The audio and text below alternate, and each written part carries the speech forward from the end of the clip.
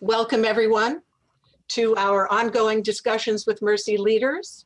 It is wonderful to see so many faces here, students, friends, staff, faculty. This is our last conversation of the year. So we're especially grateful to you for joining us at this time. We're going to talk to some of our professors. We're going to talk to some of our alumni. I don't know about you, but you know, we did this in April. We had a conversation about navigating the holiday season with the three holidays coming up, Easter, Passover, and Ramadan, and how to handle social distancing and sort of going through the confluence of holidays under a total cloud. And I love the title of this conversation, Reimagining, because I literally could not imagine at that time that we would be right here again with Christmas and Hanukkah and Kwanzaa all coming together. And we're still, in a sense, under this pandemic cloud. And so it is important to try to reimagine the holidays in some ways. And we're going to talk in particular about reimagining it for certain populations who are maybe don't get talked about quite as specifically and who are quite vulnerable at this time of the year. So speaking of cloud, the first thing we want to do is ask you to go to either the chat room. I don't see the link there yet, but I'm hoping that we will in a minute, or go to, there it is. Esther's just put it in there, and click on, you know how we always like to ask you a poll question, or just sort of like take the temperature of the group before we get started. We're looking for a one-word answer from you for the following question, which is, what will make this holiday meaningful to you? So you can click on the link you see on your screen, or click on the link in the chat. It will take you right there. We're not going anywhere while you do this, but click on it and put in one word, and we'll see a different kind of clap come up. A good one, actually, I hope. So let's give that a minute. And it will begin to form right in front of our eyes, which I love. And yes, family is a big one. Oh.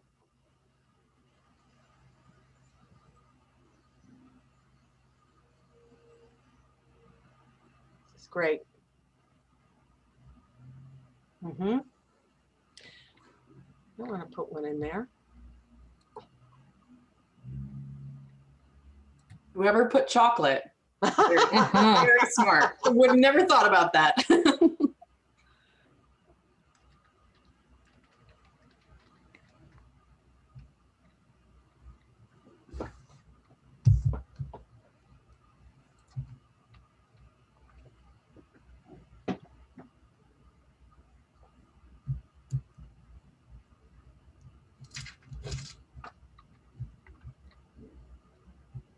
Yes. There's a raised hand.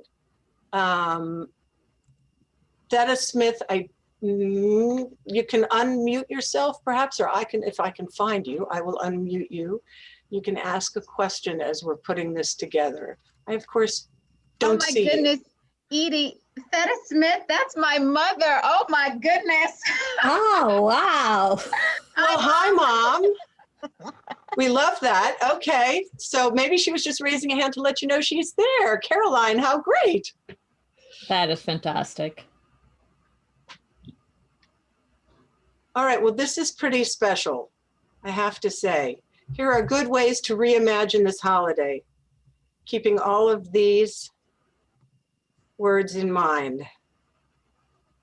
I love how this changes and grows and still feels good every time it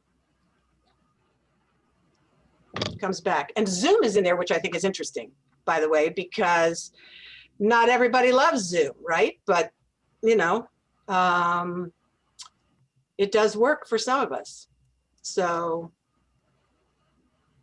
yes, I love community too. I put in conversation because I think we're going to talk about that a little bit, because it feels like we need to talk and talk and talk to those who are closest to us.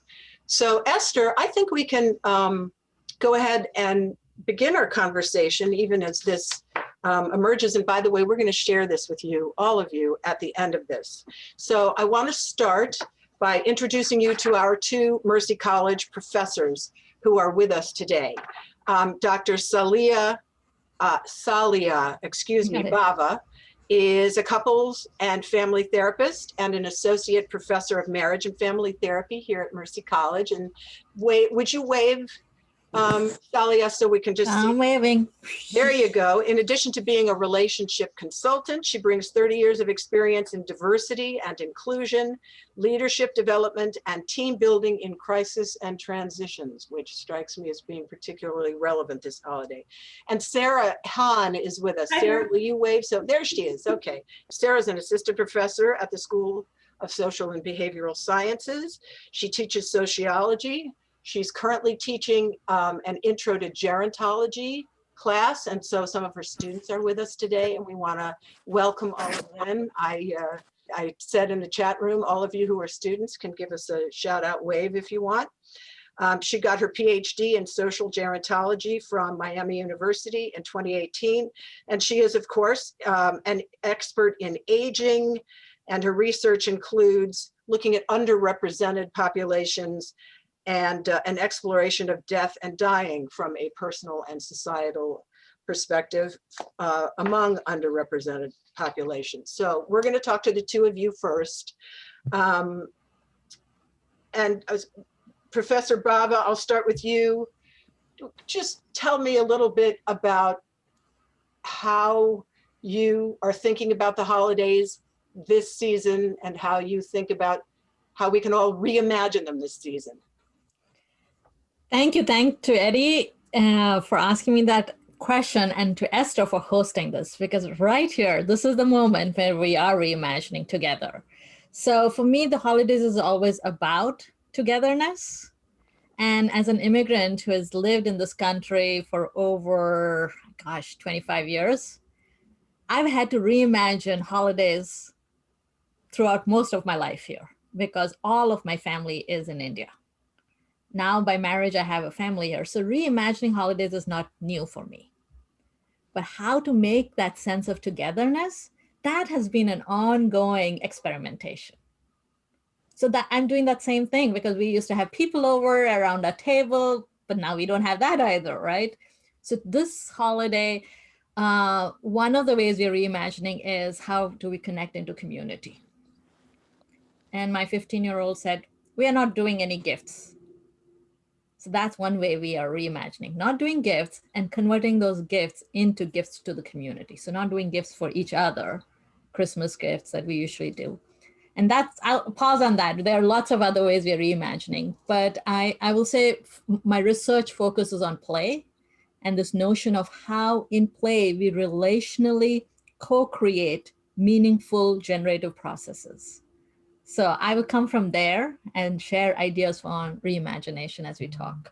Literally, we are spending these weeks talking about what do we want and what matters. So that's one of the things from when you think about COVID has brought up this question of what matters, what's meaningful to us. Things that were meaningful, things that were always there has become more vivid and is more prominent. And that's one way to think about what matters in the holiday season for you. And the word cloud of what is meaningful is one way to do it. But Edie and I were talking about this as we were coming online here, which is one thing that's become more prominent is all these conversations we are having. So I'm wondering, Sarah, what matters for you? What are you noticing? Okay, I'm not on mute. That's my number one fear whenever I talk. I echo everything that Saliha says. It's about togetherness. It's about reimagining what we're doing.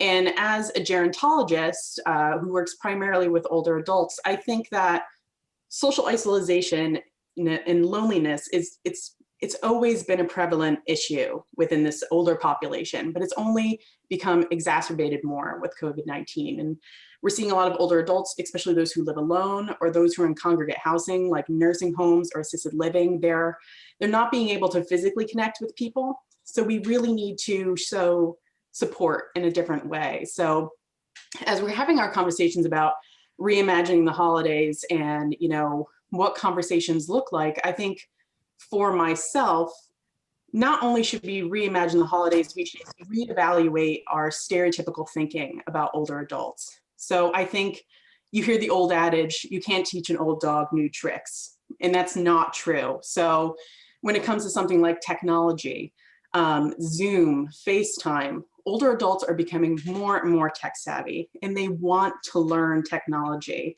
but we all just assume they can't. So, you know, we don't show grandma or mom how to use FaceTime. But I think if we realize that we have to back away from our own stereotypical thinking, older adults can learn these things, they want to learn these things, and we should encourage them to learn this technology so we can keep in touch. I think that's something I want to talk about today. Yeah.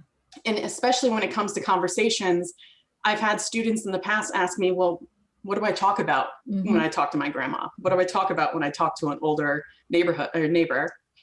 Talk about anything. So whatever you want. Just because you're an older adult doesn't mean you can't hold a conversation or certain things are going to offend you. Really just start a conversation, talk about your day, talk about their day, talk about the past, anything. You know, age doesn't matter when it comes to these things. It's curiosity is what I say. You know, reimagination is about curiosity. So sometimes we take for granted what's been going on, and COVID has made it more public that we have to revisit that which we have been kind of living always, right? So holidays are about celebrations.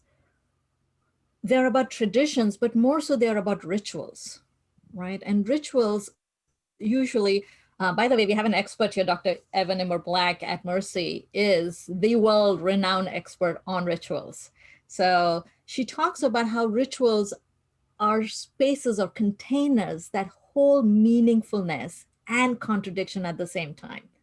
So we often think of intergenerational as, oh, well, grandma can't do WhatsApp, so I'm not sure if, but I'll say this as my mom, who's in her 80s, she is continuing to learn WhatsApp and Zoom, and I keep inviting her, and we do these micro adjustments every time we talk online. So she becomes more and more savvy. So it is about holding those conversations that's happening when we are learning with each other and being curious. So how did you connect with your grandma? You know, ask that other question that you are struggling with. And it's so let me ask rich. you something. I was thinking this morning also about, this is sort of the opposite of technology, but what about cards, letters, poems, Right. things that can be, that, you know, so you don't need to be physically present, you can pop them in the mail. Is that something that, you know, people could do more and would be So meaningful to? fantastic. So Eddie, this is so funny because we went to Michael's and we bought this card stock with pre-made envelopes, and the cards are all blank because that's one holiday ritual we are doing. We already started with this. We did it during Thanksgiving. I lost a couple of friends, and so I wanted to personalize the card. And so I've never done this, but you're absolutely right. Like I usually bought a store-bought card, store-made card, and sent it, right? This holiday, I'm finding myself buying the blank paper to spend both. It's a healing ritual for myself to sit and write those cards and to kind of think. It's a moment of reflection. Sometimes holidays are that. And then it's that moment of connection to send the personalized card. And I'm not a usual card person. I don't usually do the holiday cards that a lot of people do. But this season, that's what I'm doing. So you're absolutely right. I'm going back to what might be considered old. Yeah, Right. no, I'm I sure refer kids to it would as, say, really? Write a letter? What's that? Yeah, exactly. yeah, I refer to it as going old school. So, I mean, picking up the phone, it sounds so Yes. strange, but that's going old school, calling Yeah. someone, sending a card. We have options now where you can send people groceries, you can send them full dinners, you can Yeah. send them flowers. So really little things like that. And this isn't age related. This doesn't have to be for older adults. This can be for anyone. Little things like that remind individuals that you're thinking about them, that you're on their mind. And it's something that can change an entire person's day. Yeah. So, I mean, I think about myself, when's the last time I got mail that wasn't a bill? It's a treat getting a letter now. So, yeah, definitely going old school, picking up the phone, sending a letter, doing anything like that. Just that's a good way to remind someone that you're there. So I threw out the word old to play off of what Sarah is saying, because I think we have to redefine what is age, right? And Sarah is the expert for that. Yeah, and I think older adult, it's really fascinating when we're looking at when you talk about what is old, what isn't old. When you turn 65 in this country, you're old, apparently. And then for some reason, someone said, Carolyn said, Yeah, I say better too. Better or seasoned. I love that, seasoned. but then we treat older adults as this big homogenous group. Like you're 65, you're 85, 93, you must be the same exact person. But, we have to stop addressing age based on chronological numbers. What does 65 even mean? Just because when the New Deal was created and they said 65 is when you retire, does that mean necessarily that you're old? What does it mean to be 83? So I tell my students you have to look at functional age, so how you function, and subjective age. I might be 32, but there's days I wake up, I feel 18. There's days I wake up and I feel 75. So, it's all about how you define age. And I think we become old when we believe we're old. So I know plenty of people who are in their 20s and they act old. And I know plenty of people who are in their 80s and they're younger and more vibrant than I am. So it really, chronological age should not be that's not how we should define what is old. So can I play with that a little bit, Edie? I know you. Yeah, sure. Because this is about reimagination. And labels limit us. Stories open us up. So one of the ways to start reimagining our holidays is, how do we imagine people in their roles and in their ages? And instead, how do we get curious about the stories? Like, Mom, how did you do before you got married? What were your rituals?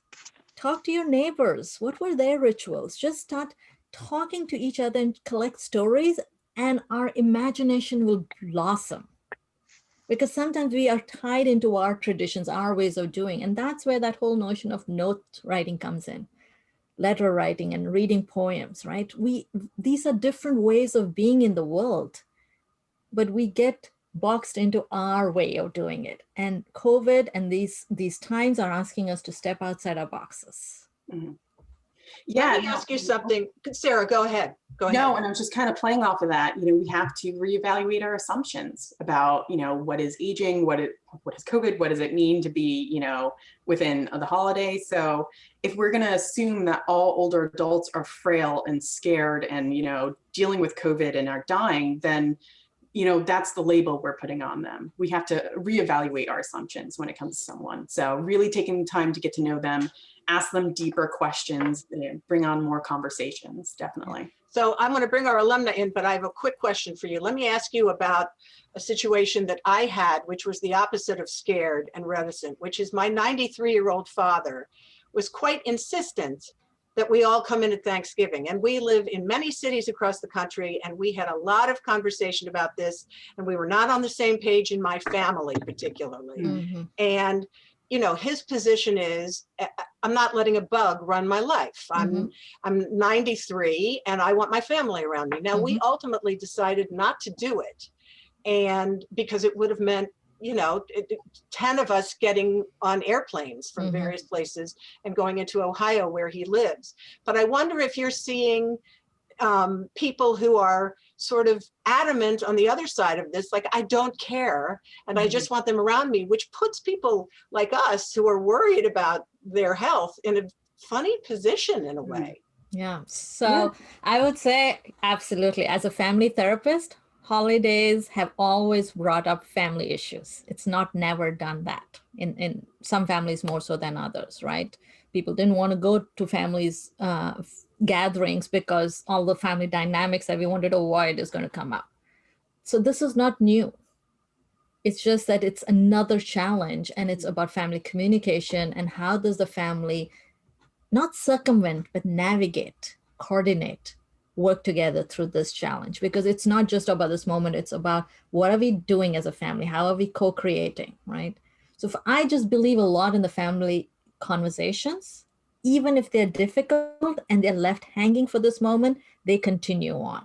So that's another part of thinking about holidays as an ongoing conversation, and that navigating and talking about things that are unspeakable sometimes can be a helpful thing. Not in the moment, doesn't feel good like the holidays might, but it's a step towards making something better in our lives together. And sometimes it's scary. Like, I think he's 93. Am I going to get to 94? Exactly. I don't know. Am I going to feel Yeah. bad that at 93 I didn't fly in Yeah. to see him? Yeah. You know, Yeah, it can be scary. And I think it speaks to the fact that everyone's different. You know, older adults, just because they're older doesn't mean that they're all going to bleed the same way. But I think sometimes when we're dealing with this, we have to look at just different generations. So someone who's 93, we see this a lot in older men. You know, the oldest, they went to war. They provided for their family. They were the strong ones. So showing themselves as fragile or frail is something that's very much like they do not do that. So it could just be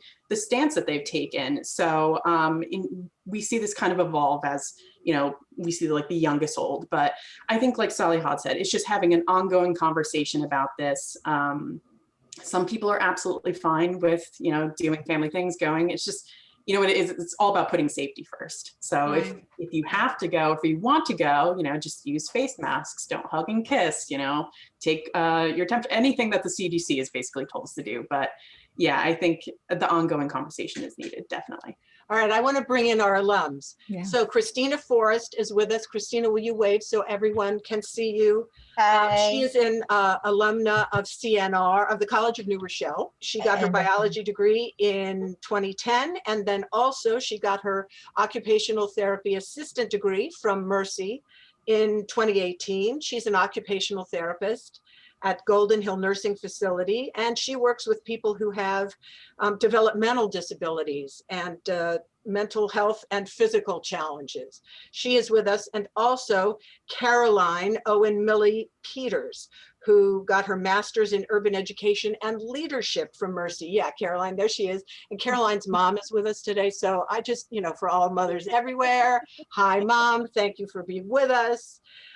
So she got her degree in 2008 from Mercy, and also a master's in educational leadership and administration from the City University of New York in 2017. And she's an adjunct professor at Mercy College, and she works with, as an IEP coordinator, that is individualized education plan, and special ed teacher for the New York City Department of Education and the City School District of New Rochelle. So thank you to both of you who are with us and make Mercy look very good from what the work that you're doing. And let me start with Christina. I want to start with you because I've been thinking a lot about people with who get services with special needs, parents of children who get special services, people with, I wonder if you think that there's been enough attention paid to that population in general, and not even just around the holiday. I find that there isn't enough attention around it. I find that a lot of people just think of it, now it's become, everybody thinks of it as autism. And there are several other disabilities other than autism.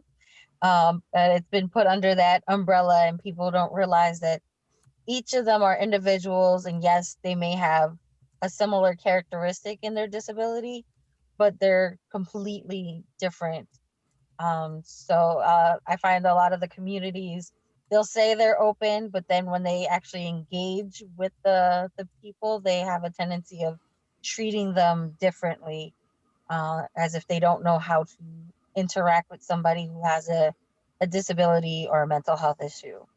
And over the holidays, what does that mean for them? What are the challenges for them? What are the ways the holidays might be reimagined for them? I know some of them weren't allowed to go home this year, so it was definitely very difficult when they couldn't go home to visit families, but reimagining it is more like having them actually decorate their homes, or going to see Christmas lights is sort of different this year. There's not as many people putting up lights, but that's still a fun activity that a lot of families still love to do, that they drive around and see the Christmas lights or the holiday decorations that people have outside their homes, as a tradition. Mm-hmm. But one thing that people definitely should reimagine is just being able to ask these people, like, what do you want, and talk to them like they're actually equals to us, because so many people talk down to them just because they think that they're educationally below us, that they don't understand and can't communicate properly to us, but they can. You know, I find that people, whether it's a mental health or developmental disability, they do understand enough to be able to communicate what their wants and needs are, if you're willing to take the time out and just sit there and communicate to them. So holidays, they love helping out with cooking.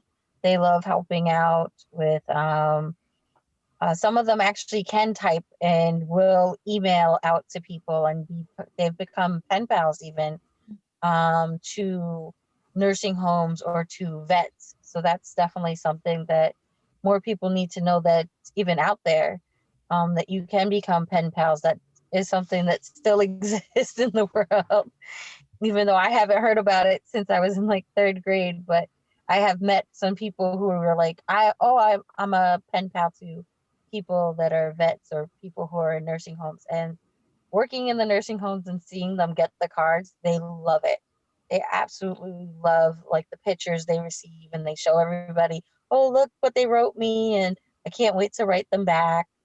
So it is something to learn, that there are those type of activities for us to get out and just open up to the community about the disabilities and the health that are out there, and just know that they're not less than us. They're equals, and we have the same disabilities sometimes. And this is their loss over the holiday too. I mean, not being able to be with other people. Caroline, I forgot to mention to everybody that you are the owner of a small business, which makes me smile every time I say the name of it. It is called Abracadoodle.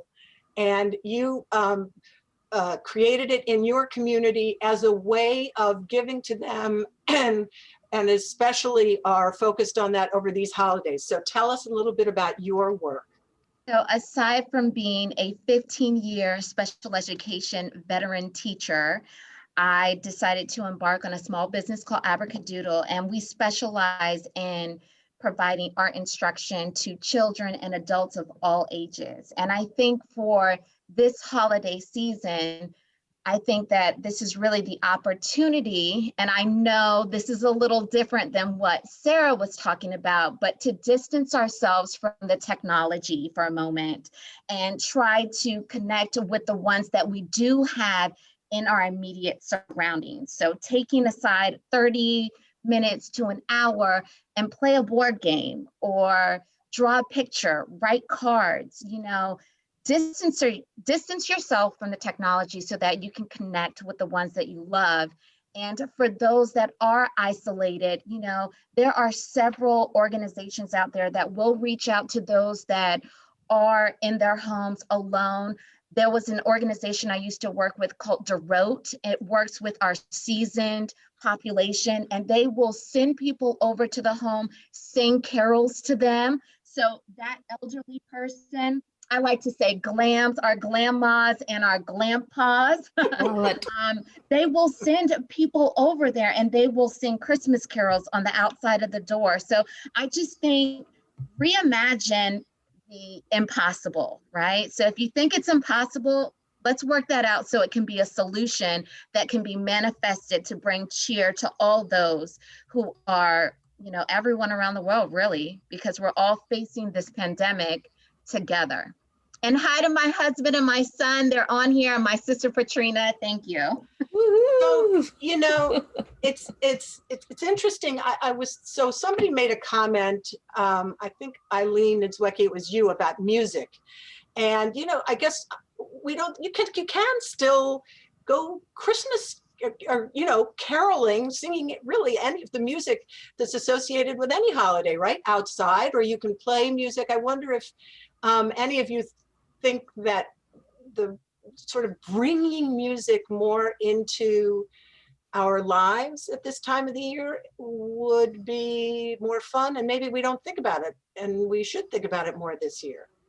Yeah, absolutely. I'm just going to jump in for just a moment. I was actually going to, I think I might have put it in the chat, but having the opportunity to create your own traditions and going back to Saliha's point, your own rituals, right? So we all know, you know, those jingle bell songs, but why don't you create your own holiday anthem? You know, that would be a great way to kind of separate yourself from the computers for a moment and really connect with each other and allow our seasoned individuals, our special needs families to come together and to create something that really speaks to who they are and how they've been able to cope through this pandemic.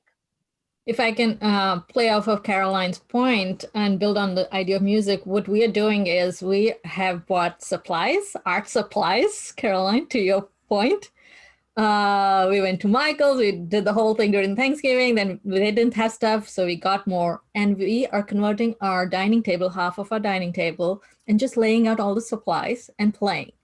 Because there is not only that connection, but there is so much emotion and expression through arts is beautiful because you don't have to have words. And as a therapist, I'll say, meaning can be made with words, meaning is an expression. And arts, hug, touch, talking to each other, looking, connecting with nature. There's so many ways to make meaning, right?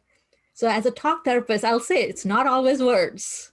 And so I love what you're doing. And you know what, believe it or not, art has been the foundation of our development from the beginning. And as an educator, but also as an Abracadoodle franchise owner, we've really embraced Jean Piaget's theory, who was a Swiss psychologist.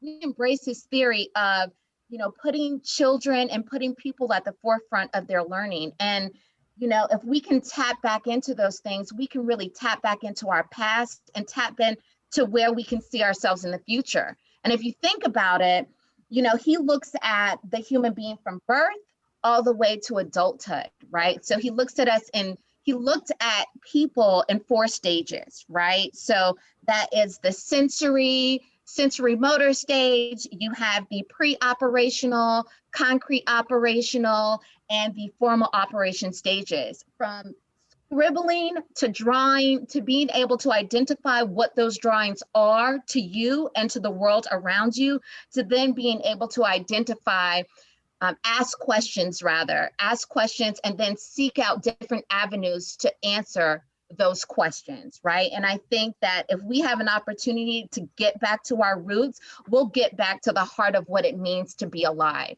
and to really build a community. So I'm going to read from the chat. From Eileen Niedzwecki. My daughter who lives in Spain was missing us so much. She asked the whole family to tell her our 3 favorite songs, and she created a mix of 36 songs of all kinds. Very intergenerational, funny, touching, horizon expanding. She said our comments of why we chose the songs was the best part.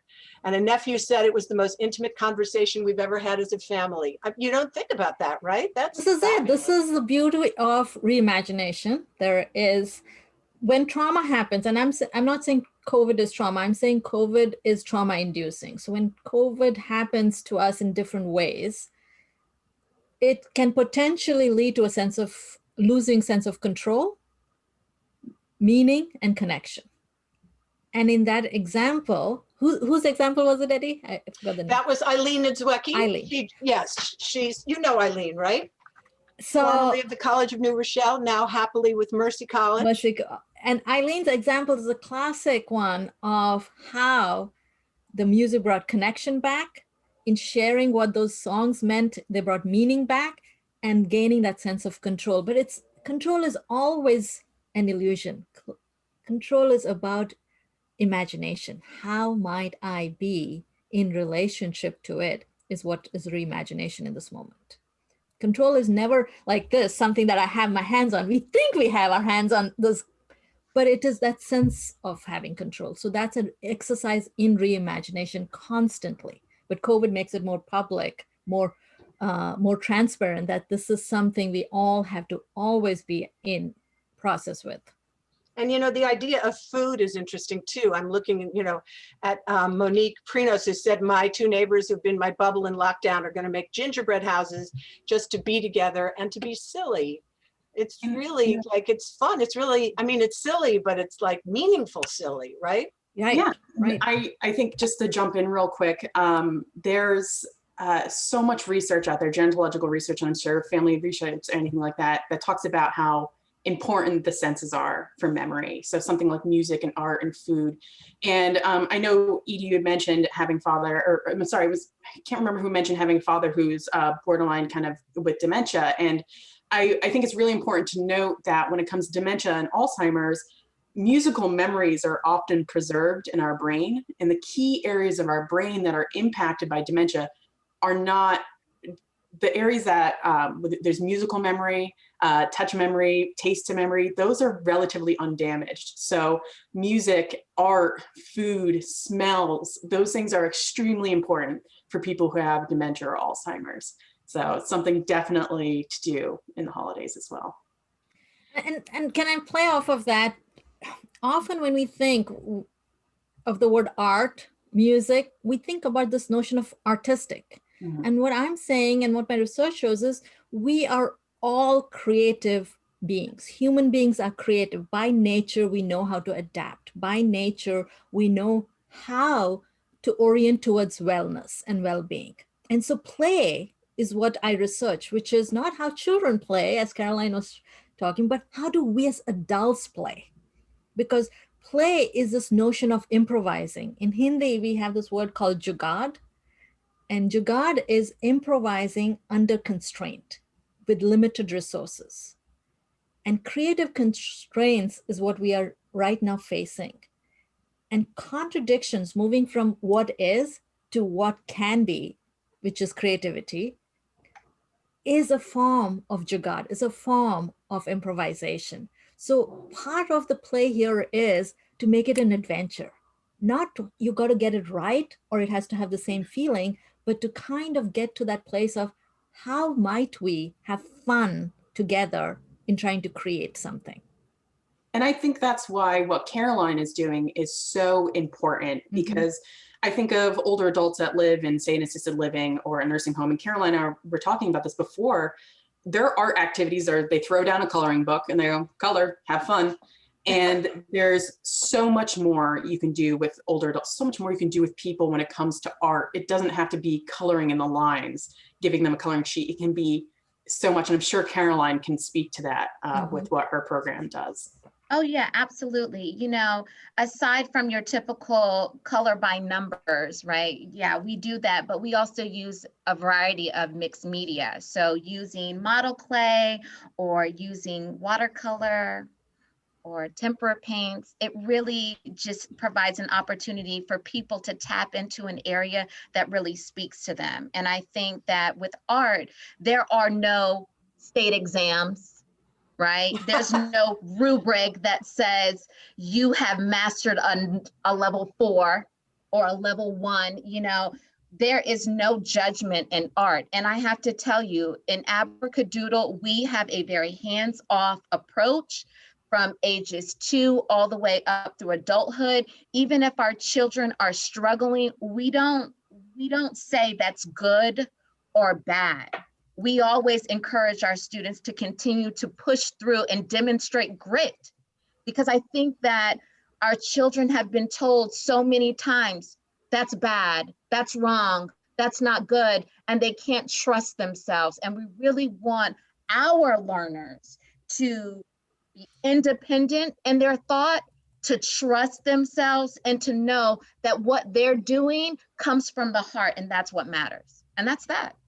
So I want to switch the focus just a little bit to parents, because sometimes the holidays are a time for parents of, for instance, special needs children to exhale a little bit, right? Everybody's sort of like celebrating a moment together, and you're not so focused on how am I getting through the rest of the year. But I feel like maybe they don't get to exhale so much this year. I wonder, Mm. Sally, are you talking to parents? Do you treat them, and what are they telling you about how they're going to, get through the next few weeks?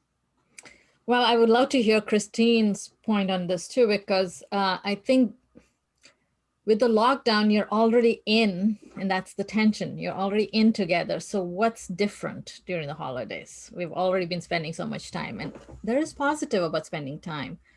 So I think, I don't know if this is the right place to share this phrase, but I will use the acronym. We're calling it the effort holidays, meaning let it go. If the turkey doesn't come out at 4 o'clock as planned, the good news is it's fine at 6 o'clock. And when the holidays was planned, everything had to be just right. Right. And so this is like, let it go holidays, right? Whatever comes. And that freedom that we can orient towards, especially people who are more oriented towards perfection might have a harder time. But what if we receive it as a gift to just let it be, let it flow? My kid wanted to throw in potatoes in the turkey. Now, remember, I'm an immigrant. I've just learned how to make the turkey over the last 10 years, right? I'm like, no, potatoes don't go into turkey. And then I went, F it. Doesn't matter. Let's do it. So he wanted to put it 4 hours early, and I said, mm-mm. And so he and I cooked together, and he made the pecan fudge pie that I usually make. He's 15 years old. He said, send me the recipe. We just played with it, and there was so much tension and fun in the kitchen at the same time. So holding those contradictions is what holidays usually have been. Rituals are always about contradictions. So if you're feeling the tension, notice it and bring it back into conversation. Say, hey, I'm not doing this right. What's going on here? Just play with it. Talk. Christina, let me bring you into this, by the way. That is actually so true. Whether dealing with children or adults, they absolutely love just being given the freedom to be unique and be encouraged.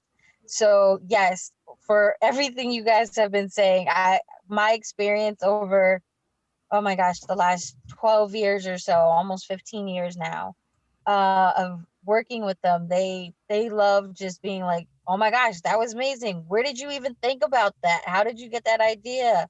And you can take out anything and they will find a way, especially children. But I'm finding the elderly, they find stories. Every time you bring something out, they find a story to tell you. I'm like, oh, well, this reminds me of that. And then they go into these huge stories, and just sitting there and listening, showing that love and support and interest, brings out the best of everyone today. You'd be so surprised just giving that air to somebody and just being like, oh my gosh, that was really cool. Where did you get that? And it encourages them to keep trying. It encourages them to want to do more and just be there and be around more people. It also encourages us to want to reach out in other social ways. So I'm glad that people are seeing that and are thinking about that, because it's true. And I've experienced it, that just give them the chance. Yeah. And it brings out several different aspects of people, and they love it. It makes the world so much happier than buying them that PlayStation or buying them a new tablet or something or a new cell phone, because you get to see how it evolved, how they evolved from the doodle on the paper to the sculpture that they put outside with the snow or leaves. If I can build on that, Christina's point about the shift from buying, like we've commercialized the holidays and we don't even see that sometimes, right? And now we're moving into the doing, but really the doing is about being. So many people come together and have a hard time being together. So there is that piece that has not been unpacked, and we get busy in the wrapping of the gifts or in doing things like making pies together. But I think Christina's speaking to this beautiful point of what does it mean to be in connection with each other? How might we start orienting towards that? And if I understand you, it's not necessarily wanting it to be fabulous, but understanding that it will be nuanced and part of it will not be fabulous and part of it That's will right. be great, right? It's And just unique and it's just them. You Yes. know, it's not the norm. It's not, it doesn't have to be in a box. It's what they came out of the box with. And Mhm. it's, you just support that wonderfulness and that it helps grow. Yeah. It does Yeah. help grow. Beautiful. Yeah. Caroline, were you going to say, I jumped in, and were you going to say something about that on that point? Christina, are you working with parents? Do you work with parents too, or just with kids? So I used to work with the kids, and now I'm working at a nursing home, so I'm working with the elderly. Right? But I've worked literally from infancy to over 100 years old, dealing with people. And yes, I do have to talk to the families. It's not always parents. Sometimes it's children or siblings, um, cousins even, or aunts and uncles. And you have to teach them how to show support sometimes, because people either sometimes are too aggressive with their support, and think that I have to be a drill sergeant, or they think that they need to baby them and just like protect them from ever harming themselves or growing in a certain way. And that's, you have to teach them balance and, okay, yeah, that's not safe, but let's do it this way, and just let them go with it and say, okay, let me see where you're going. Okay, that works. All right, can we try it this way? Like how Saliha said, we can't put in the potatoes just yet. We gotta wait a little while. So, you know, you let them go with their idea, but you just point out, okay, this won't work because of this, but maybe we can try it this way. Mm-hmm. And so, yes, I have to teach people how to be supportive at times, because we are stuck in our ways and are not always sure how to do it. And so instead of, I'm thinking about when we last talked about the holidays, and it was really, we talked about sort of getting around social distancing. What you're really talking about is, okay, these are the holidays of COVID. We're going to get through it with COVID and make it the best holidays we can, sort of knowing that this is part of it, that this has thrown all the holidays into a kind of disarray, that maybe we get to make something special out of that disarray. Yeah. Absolutely. Yeah, I just wanted to add in that I saw that Denise Gabrielle Poulin, I don't know if I said it right, but she Yes, said you it's did. Denise Poulin. Hi, Denise. Okay, great. So she said in the chat, it's great not to expect everything to be perfect now. And I think that really kind of goes back to Saliha's point about just effort, right? You know, I think it's hard enough just trying to navigate COVID and how to navigate, you know, supporting families who you can't get to, some of our most vulnerable populations. And I also saw over in the chat, Gisele, she says, having a special needs toddler at home during the pandemic has been challenging because I also work at home full time.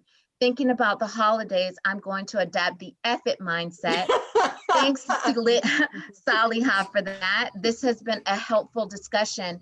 The other thing that I wanted to say to you, Mom, is go ahead and forgive yourself, right? So I think that we put a lot of pressure on ourselves to do everything, to be that superhero. So to manage just, their experiences. yeah, absolutely. And it's okay if everything doesn't go perfect this holiday. Your little one is so blessed to have you, and you're doing a great job. That's all I wanted to say. So we have less than 10 minutes left, and there's a couple of things I want to do, but I want to let each of you, because we do have the time to do it, share any final thoughts you have with us. And I can start with anyone, really. So I don't know, Sarah, I'm seeing you in the center of my screen. Any final thoughts from you? Yeah, well, one, thank you so much for moderating this. Thank you, Esther, for setting this up and asking me to be on this panel. It was an amazing experience, and thank you for all the people here today. I think my final thought is that I agree with Saliha. This should be, we should F it, right? That's great. Started a tradition now. Yeah, exactly. When it comes to older adults, and anyone for that matter, be aware when the phone calls stop happening. So I think when people are at their worst mentally and physically, they stop reaching out. And with older adults especially, I think they take on this idea that they don't want to be a burden. They don't want to be a burden to their family, to their adult children. They don't want to annoy anyone. So not that I want to end on a bad note, but just as much as we're kind of living day to day and doing these things and kind of living our best life, just be aware when these things stop happening. Make sure to reach out to the older adults in your life, whether it's a neighbor, whether it's a mom, dad, anything like that. Christina mentions pen pals. They have so many programs online for pen pals with older adults. That's my PSA. So just make sure you're checking up on people, because, you know, when it comes to COVID, socialization, isolation, and loneliness, this pandemic, it's not going away, and you know the issues are going to only reverberate. So if we can kind of put a stop to it now, you know, I think we'll be. That is a really, really good note. It's good for all of us to remember. All right, Caroline, I'm saving you for last for a reason. Christina, let me bring you in. Do you have any final thoughts about getting through the next few weeks? Oh, getting through the next few weeks. The biggest thing is, like Sarah said, reaching out. Sometimes just randomly doing a video chat, or just being like, all right, family, we're doing board game tonight over Zoom. I've known a few people who've done it and have loved it. I've also done movie nights over Zoom, by the way, which has been eventful, and people actually like doing that, where they stick on a movie. And even though we're across the country or wherever, and normally we'd be at the movie theater yelling at the screen together, we're over video chat yelling at the screen together and making our point of views that way. I find that taking out the pen and just letting the kids doodle, or let the old people tell the stories, and just put on music in the background, let something that smells good cooking in the kitchen, is always a great thing to just get people motivated and happy. Get some fresh air and just sit on the porch or go to the backyard. Those are great things for people to just take a moment and breathe. Do a breathing exercise or meditation with each other. Just take a moment and realize what's going on around us and appreciate what we have, and make it all positive. Find ways to turn everything positive with each other, because there's enough negative out there that we don't need to carry it on our shoulders. So let's just push out all the positive energy we can find with each other. And a little technical note here, I can't vouch for this, but Sarah can, is watch movies on SyncPlay, by the way. So SyncPlay. maybe that's Okay. a good way for all of us to, you know, watch movies together. SyncPlay. Salia, final thoughts from you? I will say that Christina spoke to really like the activities you can do. So I will speak to the mindset piece. And that is, I research uncertainty, not from a place of risk management, from the place of play and emergence and how to embrace it. We are in those territories. We're always in those territories. It's more vivid right now. So watch for that seduction of control, wanting control. And one way to lean into it is to lean into uncertainty with play. Because things are totally a mess, embrace the mess, lean in and say, what other rules can we let go for this holiday? The holidays will be back. Hopefully by next year, we'll be all back. It's just this one year. So I would say the holidays are about what matters. Let go of the C for control and embrace connection, creativity, and community. Whatever that means. Thank you. And I'm going to put this out there from the chat too, because Christina Dumitrescu is with us. Christina, just wave your hand. Christina's a professor, there she is, at Mercy College as well. And she said, this is a great way for OT practitioners to support clients of all ages to redefine their roles and routines. So that also is a good thing for us to keep in mind. And so Caroline, now I'm coming to you because you have something you want this group to, so let me get some final thoughts from you. And then also you have a particularly fabulous gift for all of us, and I want to let you share it. I do, but I really just think everyone, all of the other panelists have already said it. So I just want to say thank you so much. It's been an honor to be sitting with you all. And thank you to everyone who joined in on this Zoom call, young and seasoned, much appreciated. I would just say, just forgive yourself and just say it's okay if you're not perfect this season, and just embrace those that are with you. If you have roses to give to someone, give it to them. If you want to tell someone you love them, tell them. If you want to hug or kiss someone, do it socially distanced.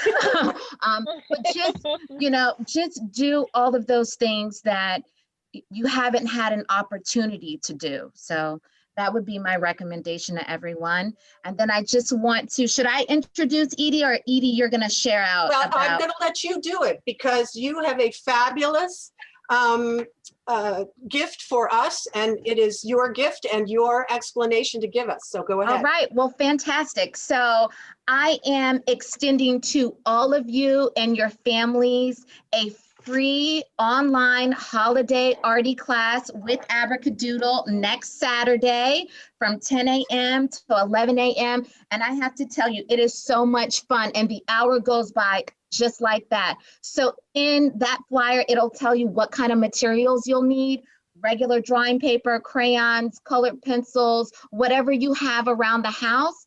You're gonna log on and we are going to dance. We are gonna play scavenger hunts. We are going to enjoy some insightful information about art. And you guys are gonna walk away with an awesome arty drawing, and it's gonna be fun for everyone of all ages. So I think there was Leah in the chat. She said, how can she get her husband to be more open and receptive to doing some arts and crafts around the house? Get him on my Zoom line, okay? And I will change all of that. He will be a believer, I promise. Okay, so if you didn't have time to write down the information on that flyer, we're going to have that for you afterwards. We're going to send it to you. And we're also going to have our Wordle to share with you at the end of this as well. I want to thank all of our guest speakers, our Mercy leaders, as we call them: Salia Baba, Caroline O'Milly, I'm going to get that right one of these days, Sarah Hahn, and Christina, wherever you are, Christina Forrest, there you are, good. And thank you all for coming. It's fabulous to see all of you. It's fabulous to see what you shared there. I'm going to make that my new screensaver. And we are so grateful to you. We're gonna resume these, by the way, next year. We'd love your feedback, so we'll be asking you for that as to what topics you might like to talk about. And so we will look forward to being with you again on the other side of something. I don't know what, in the new year, whatever it brings. Thank you so much, and happy holidays to everybody. Thank you. Bye-bye. Thank you. Bye. Thank you all. Thanks. Bye, guys. Bye, it was a pleasure.